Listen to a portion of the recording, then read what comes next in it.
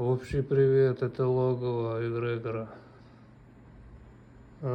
Есть тема про сигилы. Вот есть крест, там рисуют на человеке, а есть сигил. То есть круг, а в этом круге X. Получается сверху вниз и слева направо. Вроде так. То есть надо на левую сторону уходить, чтобы убрать негативную программу.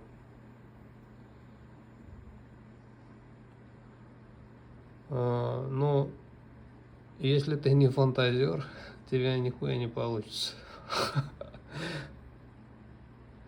Надо фантазировать, как ты нарисовал, ну прям на человеке круг, пальцем показал, или, ну, вниманием, глазами.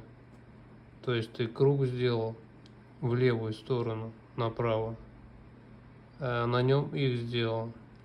И первая палка будет с левой стороны, сверху вниз, и вторая будет, ну, тоже получается сверху вниз. И можно еще раз обвести кругом слева направо. И прям фантазировать, как вот этот сигил перемещается в этот человек, который пургу несет, деструктив.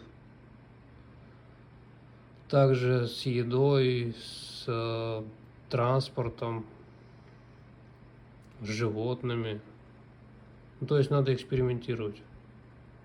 Это вот прям без молитв, без вибраций, без ничего, на своей силе. Вот. Всем пока, увидимся в следующем рилсе.